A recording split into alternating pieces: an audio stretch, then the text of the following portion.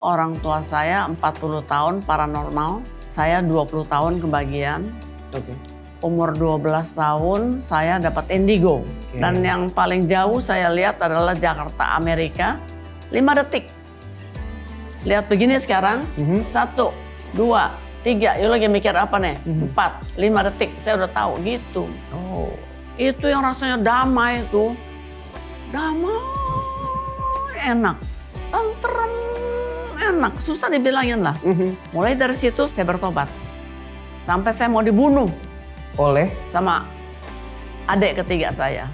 Karena bertobat itu ya? Yes. Sahabat Solusi, hari ini saya kedatangan seorang tamu istimewa, seorang sahabat. So mari kita sambut sama-sama Ibu Vera Setiawan. Yes. Halo Ibu. Halo. Shalom. Iya. Apa kabar Ibu? Baik. Baik, sehat ya, puji Tuhan. Yesus dahsyat. Amin, iya. Ibu, boleh nggak sih sebelum kita ngobrol nih tentang pengalaman Ibu bersama Tuhan. Iya. Ibu, saya minta tolong untuk perkenalan dulu buat sahabat-sahabat Solusi. Siapa sih seorang Ibu Vera ini? Ya, saya sih asalnya orang berdosa. Iya, sama Ibu. Sangat berdosa. Jadi saya itu orang tua saya 40 tahun paranormal.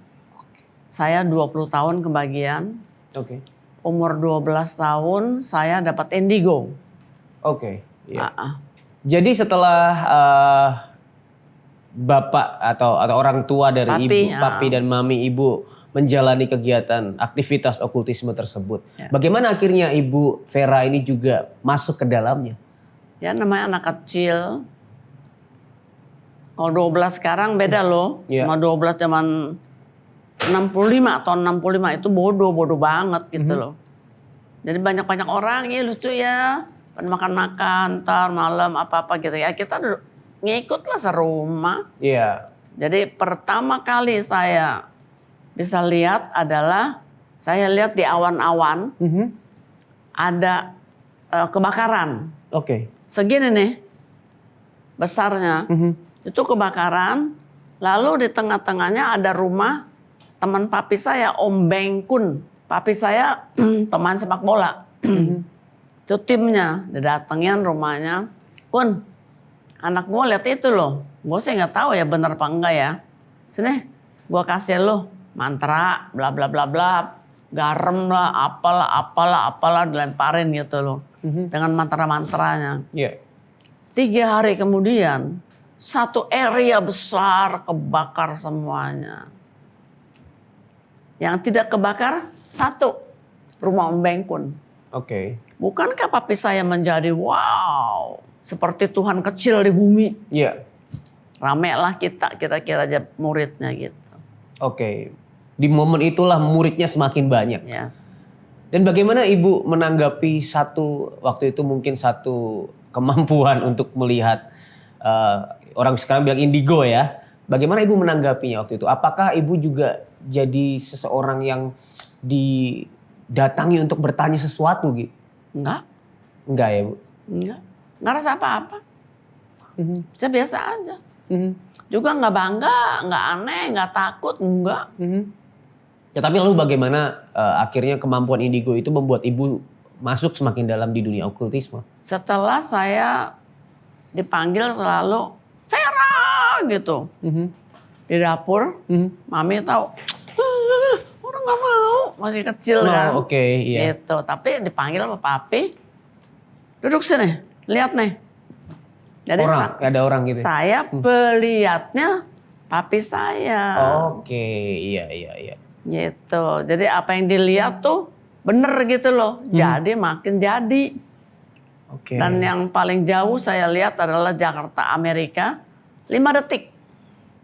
Lihat begini sekarang. 1, 2, 3. Yuk lagi mikir apa nih? 4, 5 detik. Saya udah tahu gitu. Oh, I see. Bener-bener tuh apa ya? Terlalu spektakuler gitu loh. Lalu ada adik saya yang kedua. Saya Vera, dia Flora. Dia seneng anjing-anjing.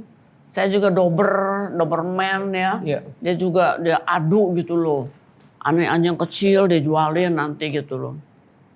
Lalu, sis gimana nih sis? Masa anjingnya anaknya satu kata dokter. Keluar airan, keluar darah seperti manusia, keguguran gitu. Liatin dong, ya bawa kemari sini. Selentangin anjingnya, selentangin. Gitu, saya lihat. Segini aja, sudah. Nggak pakai, apa dulu, enggak. Enggak 1, 3. 2 abu-abu, 1 hitam. Yang bener lu katanya. Ya mana tahu saya bilang gitu. Lihat aja nanti. X-ray. Oke. Di sana sama dokter hewan. Yang keluar apa? 2 abu-abu, 1 hitam. Bukankah menjadi heboh? Iya. Untung nggak ada TikTok. Dulu belum ada. Kalau nggak Belum saya viral. nggak jadi pendeta kali. Begitu. Ada perubahan apa dalam ibu dan keluarga ketika dalam itu. okultisme itu? Saya nggak tahu yang lain. Saya sama papi ya. Berdua kalau udah selesai pulang jam 2 semua pada pulang semuanya. Kayaknya takut ya. Takut. Karena dukun tahu kita lagi mainin dia. Gitu loh. Oke. Itu alam roh. Dukun tahu. Gitu loh. Takut kena tekbal kita. Jadi gitu ada loh. rasa takut gitu Bu ya? Iya rasa takut. Nggak enak, nggak damai gitu. Oke. Nah ini dia awal pertobatan saya. Oke. Saya paling sebel sama orang Kristen. Tiba-tiba saya mesti antar ke Kemayoran di airport. Orang tua saya, suami saya mesti berangkat dari kantor, balik pulang. Setelah lagi ketemu yang di Siminhue di kota tuh. Radio apa namanya tuh. Ya udah, saya dengerin. Itu yang rasanya damai tuh. Damai, enak. Tentrem, enak. Susah dibilangin lah. Karena dapat lotre gitu. Enggak tahu pokoknya. Aduh enak sekali gitu. Oke. Mulai dari situ saya 4 tahun tanpa ada orang tahu. Jadi saya ambil radio kecil, pindah kamar lain, saya dengerin aja. Oke. Saya bertobat. Wow. Sampai saya mau dibunuh Oleh? sama adik ketiga saya. Oh, karena bertobat itu ya? Yes. Suami liatin, wah semuanya keluarga mencaci saya. Wah saya udah kayak ada cincang-cincang dah pokoknya dah. Jadi apa? Suami usir saya. Itu ada ceritanya tuh, panjangan ntar ya. Nggak apa-apa Bu. Usir saya, lalu mau ceraikan saya. Lalu saya tidak diaku anak semua orang tua. Oke. Adik-adik semua. Murid-murid saya keluar dari kebatinan. Lalu yang terakhir adalah adik saya yang ketiga mau bunuh saya. Oke. Orang tanya dari mana mau tahu? Kok tahu mau dibunuh? Istrinya yang bilang. Ayo Betty ya. Mumpung masih hidup kita nih. Dari Ibu Betty, istrinya Pak Niko. Cik, ntar pulang jangan lewat situ ya. Lewat sini ya. Tuh preman-preman sama dia tuh wah katanya gitu. Oke. Jadi saya mau tahu dibunuh karena istrinya Pak Niko Ibu Betty namanya. Siapa lu? Oke. Semua cuma mau. Tapi enggak semuanya. Karena apa? Perlindungan Tuhan. Karena nama Yesus, Yesus dahsyat. Amin. Lalu bagaimana pada akhirnya keluarga ibu tuh yang tadi mau mungkin tidak menganggap ibu anak, bahkan mau membunuh ibu. Bagaimana akhirnya mereka melihat perubahan dalam hidup ibu? Enggak, dia enggak lihat. Tetap benci aja. Oke. Karena orang tua saya meninggal, papi. Jangan sekali-kali kamu beritakan firman sama, bukan beritakan yang ngomong firman lo ya. Sama adik-adik keluarga semua. Tidak boleh. Ayo di depan peti matinya tuh. Sumpah katanya gitu. Jadi saya nggak pernah ngomong sama keluarga saya, firman. Tapi sekarang tahun 2024, yang anak saya pendeta, ya kan? Lalu anak adik saya WL, satu singer, satu pendoa, satu lagi guru drum di Pak Niko Otoro Harjo. Hah? Yang lain-lain juga semua begitu. Satu orang bertobat, seisi rumah diselamatkan. Amin, amin. Yesus dahsyat. Amin. Iya, amin. Iya. Oke. Lalu setelah ibu bertobat, nanti kita akan ke keluarga ibu ya, yang tadi pertobatan keluarga ibu juga. Setelah ibu bertobat, apa yang berubah di dalam hidup ibu? Damai aja. Saya tidak pernah marah, saya tidak pernah lawan semua keluarga besar saya. Sampai ada satu, encim-encim tanya ibu-ibu dah, grup zaman dulu ya. Kok cepet ya? Mantu saya 20 tahun tuh enggak tobat-tobat katanya gitu. Ntar ada orang lain lagi. Mertuaku, keras kepala batu, katanya susah katanya gitu loh. Saya tanya dong suami saya, kenapa yuk? Nggak ini kok nggak dikasih firman bertobat, saya bilang. Dibaptis oleh pendeta Awadatu. Ya, I lihat yuk berubah katanya. Jadi luwes, nggak ngelawan, diapain diem gitu loh. Oke. Sampai hari ini. Oke. Dibully-bully orang, diam juga. Oke, baik. Jadi proses pertobatan ibu awalnya adalah, kalau saya balik lagi ke belakang, mendengarkan radio. Yes. Dan setiap hari ibu jadi mendengarkan itu. Ada firman tuh di situ. Iya, oke. Ulangan 18 ayat 10 sampai 14. Coba yang lain mau dengar lagi. Ulangan 18 ayat 10 sampai 14 itu.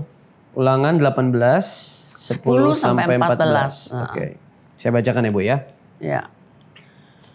Di antaramu janganlah didapati seorang pun yang mempersembahkan anaknya laki-laki atau anaknya perempuan sebagai korban dalam api, ataupun seorang yang menjadi petenung, seorang peramal, seorang penelaah, seorang penyihir, seorang pemantera, ataupun seorang yang bertanya kepada arwah atau kepada roh peramal, atau yang meminta petunjuk kepada orang-orang mati.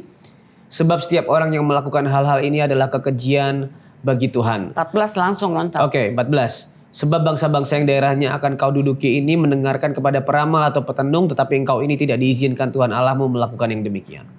Kamu tidak diizinkan oleh Tuhan. Orang kan bilang, nggak apa-apa ya Bu ya, boleh ya. Itu bahasa aja 14. Engkau tidak diizinkan nama Tuhan. Kalau Tuhan bilang jangan, udah. Oke. Itu. Saya nangis.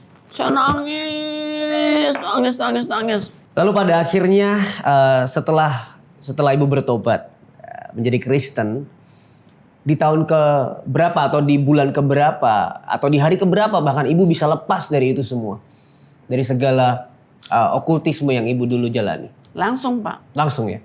Lalu dengan kemampuan indigo ibu yang dulu, apakah itu juga hilang sebegitu? So pasti. Lalu semakin bertumbuhnya kehidupan iman ibu di dalam Tuhan. Bagaimana ibu memandang juru selamat kita, Tuhan kita Yesus Kristus? Dahsyat kan, dari tadi dahsyat. Apa yang paling ibu kagumi dari pribadinya? Nyawanya dikasih kita. Kamu berani nggak anak kamu kasih cuma satu-satunya? Nggak mungkin. Nggak mungkin. Suami kamu kasih dah. Nggak mungkin. Istri kamu kasih digantung. Nggak mungkin. Tapi rencana Bapa yang di surga yang luar biasa terjadi.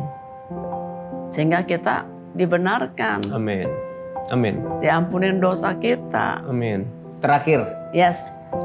Sebagai penutup, Yes. ada nggak pesan-pesan bagi sahabat solusi yang hari ini mungkin masih terikat dengan okultisme? Matius 6, 31, 33 sama lah itu kita punya ayat Mas ya. Carilah dahulu kerajaan Allah dan kebenarannya, maka akan ditambahkan. Kebenaran itu adalah firman Allah. Kalau sudah ada firman Allah, you jadi benar, mau apapun Tuhan kasih. Amin. Baik, Bu. Terima kasih banyak. Tuhan memberkati. Yesus memberkati. Buat sahabat solusi yang hari ini sedang terikat dengan praktek-praktek okultisme dan kuasa gelap, dan rasanya ingin lepas dari itu semua, kami rindu untuk menyupport, mendukung sahabat di dalam doa. Silakan hubungi nomor yang ada di bawah ini. Ini adalah nomor layanan doa dan konseling Cahaya Bagi Negeri. Jangan ragu untuk menghubungi karena satu langkah kecil akan mengubah hidup sahabat selama-lamanya. Kami tunggu ya. Ibu Vera, terima kasih atas sharingnya. Tuhan Yesus memberkati keluarga dan pelayanan.